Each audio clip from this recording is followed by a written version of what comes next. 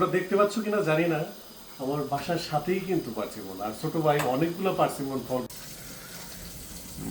আমাদের বাসার পিছনে এই পার্সিমন ফল, এই পার্সিমন ফলটা জাপানিজ কিন্তু ন্যাশনাল ফ্রুটস। দেখছেন কি পরিমাণে পার্সিমন ফ্রুটস। আমি আমার পরিবারের কাছ থেকে শুনতে পারলাম যে বাংলাদেশে নাকি 1400 টাকা কেজি, কোনো কোনো জায়গায় 1200 টাকা কেজি। এই হলো পার্সিমন, মানে কেউ কি করে না, মানে এগুলা মানে নিজে হাত দিয়ে পেরে যে খাবো এই সময়টুকু কারো নাই।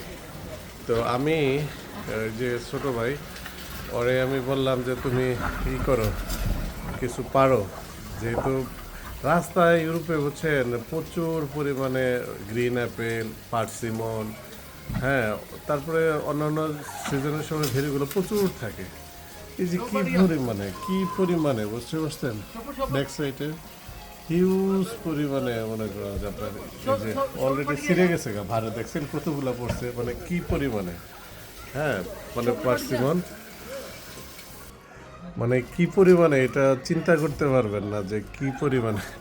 ব্যাক সাইডে, হ্যাঁ, আমার বাসার পিছনের সাইডে ওই যে হাত দিয়ে পারতেছে, মানে একদম নিচে, মানে হিউজ পরিমাণে, হ্যাঁ, মানে হিউজ পরিমাণে পার্সিমন। কত কালারফুল, কমলার কালারের পার্সিমনগুলো খেতে অনেক মজা, হ্যাঁ, অনেক সুস্বাদু পার্সিমন।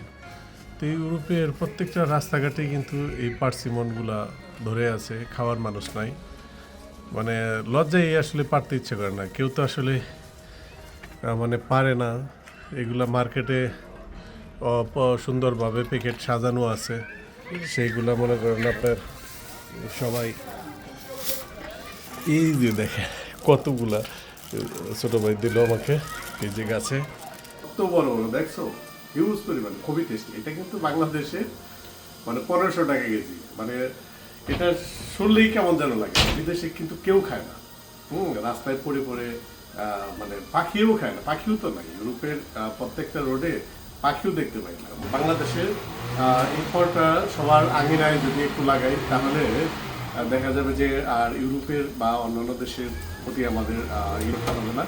ফলটা খুবই পুষ্টি সমৃদ্ধ এবং জাপানিজ এটা ন্যাশনাল ফ্রুটস পার্সিমন।